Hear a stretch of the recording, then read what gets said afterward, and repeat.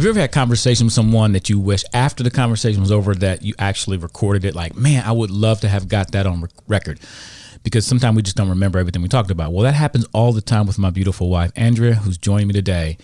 And so we were having a conversation in the kitchen, and I said, let's go in the studio and record it right now. She looked at me like, really? I was eating my breakfast. Yeah, but we've done this at night at conversations. We've done it all the time. And today I had a thought, and I was running on a treadmill, and I said, let me stop right now and go record that thought, because I think I'm going to do it later, and it doesn't come out that well. So here we are, conversations with my wife, Andrea Brown.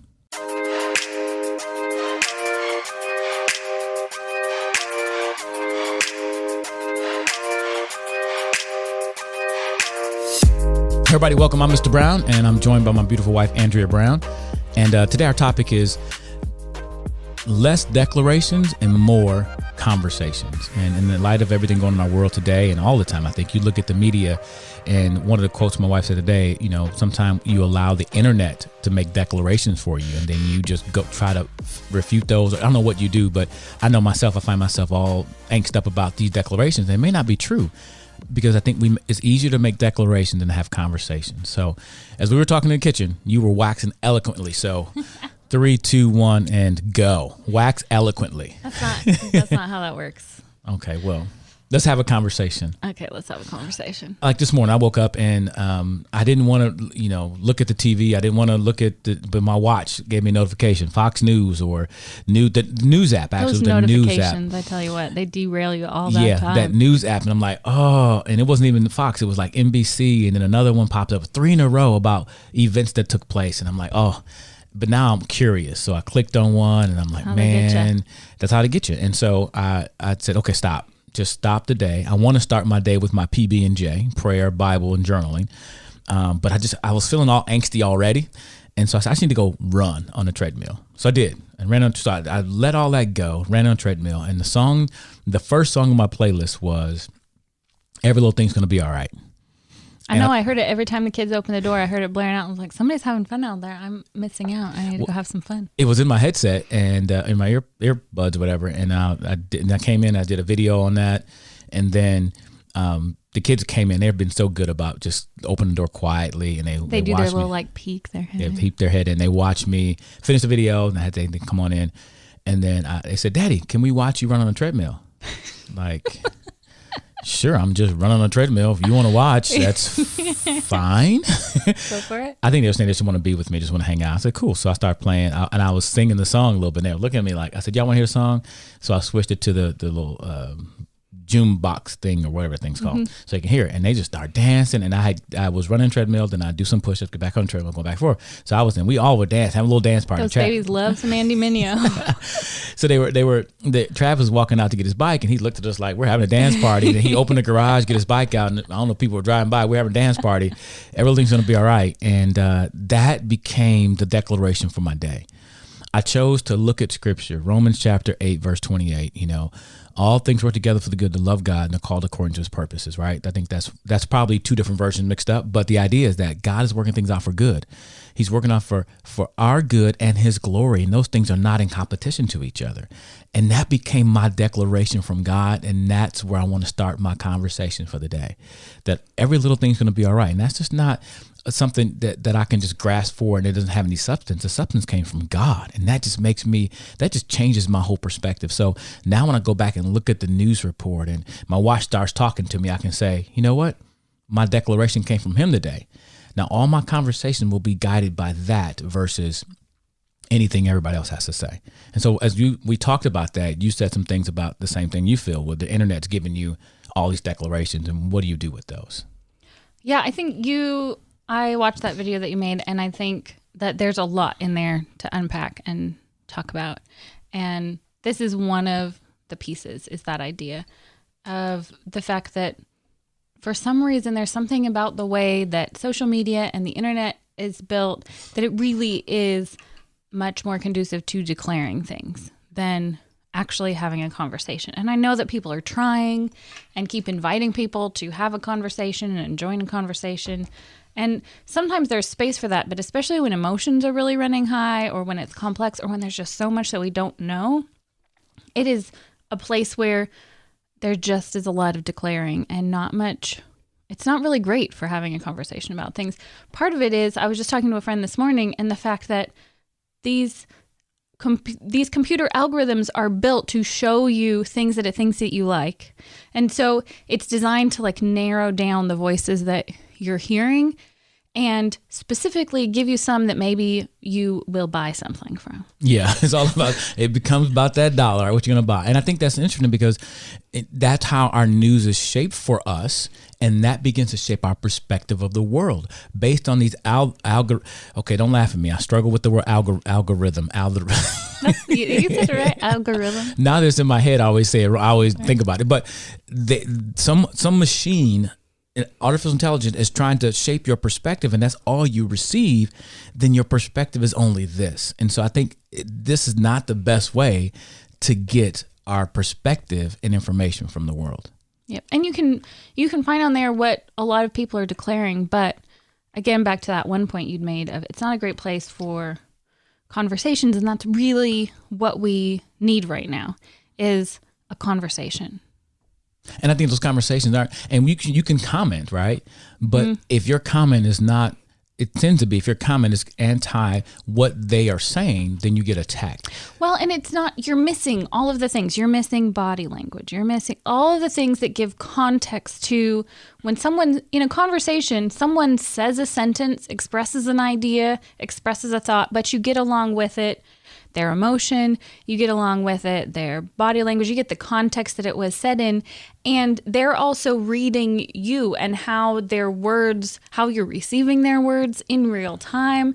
So much of even commenting is just lots of little mini declarations being lobbed back and forth. And it's tricky with people that I actually know, where you're having to constantly do that. And it's much easier when you see someone that you know and love, especially if it's something that you disagree with or that is really emotional, or that is, when you see it, you automatically start filtering through, well, I know this person, did they really mean it like that? But we stop doing all of that when it's someone that you don't know, and we don't even realize that we're not running through the filters of, okay, so that hit me and made me feel angry or made me feel emotional or made me just continued to spin the amp wheel or whatever it is. The amp wheel, I like that. We should copyright that, the amp wheel, because we are on this. We're on this. When you say the amp wheel, I'm thinking of the gerbil, and then we're going along, but then we read something and we just go,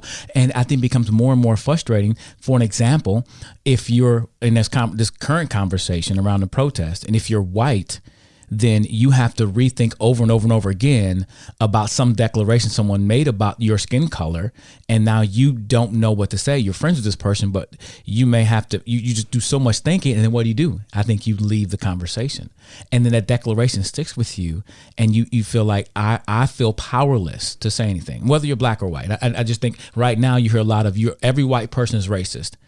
And then you say, wait a minute. I'm not racist. And you feel like you have to defend that declaration when that's not fair for you. And you don't even know who that was said to. Like, that's part of the whole thing. Like when people post, it happens all the time, and it's easy to laugh at when you're pretty sure it's not you. But when like a friend posts a thing and you're like, oh, that was meant for somebody. When it's like, right, yeah. I just wish that people would. But you should have said people. And the underline, right. It is a very specific friend who made them mad, who, it's like when you post your thing about people in the grocery line, you don't just wish that all people would be more respectful or would move quicker or whatever. Right. There's one person that messed up your day, and and it's funny when you have enough distance and perspective to be like, oh, that wasn't meant for me. But part of the problem is when things are declared and you don't know what room that was spoken into. And there's so many other places where I see that with distance learning there's all these emails I was getting from administrators and teachers and stuff where I would it was spinning my wheel. The amp wheel. And I had to call thankfully I have a sister who's a teacher who I was able to call and be like, was this meant for me? Like what parent? I think that this was directed, and for some reason, instead of being really specific, we like to and it happens to everyone, where it's like the one student in the class that's goofing off, and so the teacher makes declarations to the whole classroom why nobody's getting their work done and everybody needs to do it. And how we respond to that. And the problem is, when you're in the classroom and you see the one kid who's doing it, you can be like, that was for that person. You can see, because you're in that context. That was not for me. Right. But when you eliminate all the context and all you get is every person you know declaring things, right, you start to, it just spins the wheel, and you have no way of getting off. You can bail. It's hard to stay in a conversation when you're not, everyone's just yelling stuff. Right. So if all white people are racist and white supremacists, for an example, because that's been put out there, and then you're going, is that meant for me? And then it's not meant for me. But then the amp wheel starts to get pushing, because I'm not that. I was talking to your sister-in-law, my sister-in-law, your sister, and people may look at her and say, because she's white, but she married an Indian guy from India. And she hasn't, and so she's like, was that meant for me? Well, maybe. And then you feel powerless to say anything, because people don't want to have a conversation. They want to have a declaration. And so you just feel powerless. You can't say anything, because if you say something, then people are going to jump down your throat, because when you say it, they didn't hear it. When you write it, they didn't see your inflection. They didn't see your body language. They didn't see it was more of a question or wanting to have a conversation. And so we get on this amp wheel, and everybody's on the amp wheel, and it's not a good thing to do. And so you were saying that, instead of getting my declarations from the internet, where should I get them from? And that's what kind of drew me to hey, let's go talk about it right now. Yeah. And I think there's a lot of things to talk about. Like, we should make another video about, some of the reasons we care so much about conversations, and especially about race, is even connected to some of our experiences when we first got married, and watching just the fact that we put out a wedding invitation means there's a whole lot of, the conversation always shifts when the people that you're talking about are in the same room as you. And I think it's really important that we start shifting and having conversations, and preferably where you can start to have some of the people that you're talking about in the same room. In the same room and in the same community. I think we try to fix problems for the nation, and we're not talking to our neighbors. You can't fix problems. Did you get that? That was one of those preacher connection things. That was one of those preacher things. You got rhyming words. Nation, neighborhood, two N-words. You need some bullet points and a PowerPoint behind you. But really, we're trying to have conversations for our nations, and we're not having conversations with our neighbors. Mm-hmm. And those are people we can see inflections, we can talk to, we can have those conversations. Those conversations go from our neighbors to our communities, because what goes on here is not same thing going on in Tennessee. Mm-hmm. And we're trying to solve a problem for our entire nation when we're not even talking to our neighbors. And I'm guilty. I told you before that I want to reach out to my neighbors and have just not even about race. Who are you? Because I want to hear your story. And the thing is, we don't hear each other's stories and your experiences. And then I don't know those. So I base what I think about you on my experience. Yep. Because of you're white, or because you're old, because you're a man, because you're a woman. Other women that I've met, I assume because these women are that way, you're the same way. Because it takes much more time to get to know you as a person and hear your story than it does to assume your story. Mm-hmm. Yeah, and so I guess the one piece, we apparently have a lot to talk about. Yeah, we do. But that's why it's called conversations. Yeah, this is one of the pieces that we were just talking about over eggs this morning, is the fact that one of the things that I just keep coming back to is the current way that I know how to engage right now. Because partly I have a lot of words, and apparently they don't go in a straight line. But like the point that you brought up this morning is the one who should be making declarations is God. And he's made some. Declarations.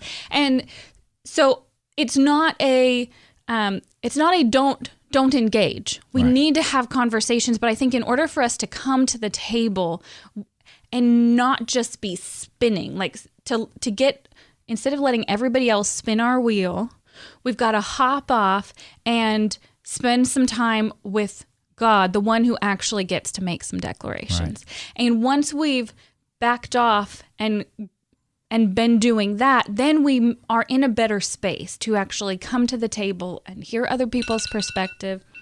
That's my I gotta go do something alarm.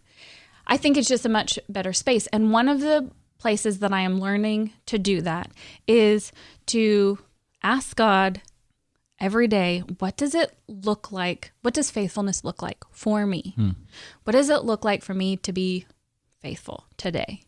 And the piece that I think is really important for me is to trust that the God of the universe, who I have a relationship with, to trust his voice. Because part of the problem is the entire internet is yelling at me and declaring what I should be doing right now. And part of the tricky thing is often what I hear from God about today feels a little bit irrelevant to all this, like is not connected to all the things people are declaring. Sometimes the faithfulness that I know is clear in front of me today is to shut off the internet and go play a game with my kids. Mm-hmm. And it sometimes when it feels like the entire world is on fire, there are a lot of voices yelling at me that it is irresponsible and even racist for me to shut off the internet and go play a game with my kids. And the thing that I'm learning is not that I need to be engaged, I need to care, I need to engage in conversations, but the place that I'm learning to start is asking God to declare to me, what does faithfulness look like? And being willing to trust his voice and practice obedience. And how can he lead us in obedience in really big and risky things if we can't trust him with turn your phone off and play a game with your kids? Yeah. And not that that's everyone's thing, but honestly, that's a lot of what that's a lot of where I'm at today. That's where you are. And I think, as we talked about, I think even a step before the neighborhoods to get to the nations, it starts in our home and our families. Mm-hmm. And I think even doing those things, because if we're on the amp wheel about what's going on in our nation, what's going on in our country, and I'm on the amp wheel and I'm not interacting with my kids. And I kind of sensed that yesterday with Sophia, because we talked to them a little bit about this. We had separate conversations. We can have a one all together, but I felt she kept hearing other people talk around her, and I just sensed she was getting on the amp wheel and didn't know why. Yep. And so I have to be careful not to be all on this wheel and not be faithful where I'm called first. And you talked about being faithful and being obedient. Like the video I made about asking them to reschedule the protest, I did not want to do that. And we had a conversation. I was almost in tears. I felt such, I don't want to call it a burden, but such a passion, I need to say something. And I didn't want to, because I don't want to get into political left, right, and all these different things. And not that I don't want to talk about these conversations, but I don't want declarations made about me, and I don't want to limit my voice to just one topic either. But this is one of those times I had to say something, right? And that was me being faithful right there. But then yesterday, my faithfulness was trying to interact with my kids. This morning, yesterday, Sophia, I was on the phone. Sophia came. She just wanted to hug me. I don't know what was going. I think that's why she was starting to get uncomfortable with some things. Well, and we were already on it. Like, we are in the middle of a global pandemic. Yeah, we are already amped up. Right. We were already out of control and all spinning, and all of us already feel like so much of our power has been stripped from us. Our opportunities have been stripped. Our understanding and our ability to make a difference, our work has been stripped from us. And so we are already about ready to fall flat on our faces. And now now it's all being spun up some more. Right. And it's affecting us. It's affecting our children. She ended up falling asleep on you. This girl who does not take a nap. Yes. Ended up falling asleep on your lap. And she just wanted to be around. And then she came and she sat on my lap, and she had an ice pack, and it was kind of making my chest cold, but she just wanted to be under her daddy. Mm-hmm. And I just sat there, and I was on the phone with somebody, and she fell asleep on my lap. And so I think that was me being faithful to them yesterday and being faithful what God has called me to do. And so I think... And how can we lead the world? How can we participate in peace in the world if we aren't participating in peace in our family? Right. And we got so much more to talk about. Yeah. So much more. I got to go to the library. And I have to go get my son's haircut. Speaking of haircuts, I think that's a great place. The barbershop has been a great place for conversation, not a lot of declaration. I'll talk about that later. Hey, thanks for joining us. And we want to get your feedback. So leave a comment below, send your questions, your thoughts, and we want to just continue the conversation, because I think it's more about conversation than declarations. And we got to start in our families, move to our neighborhoods, our community, and then to the nations. And now we got that backwards. But anyway, thanks for watching.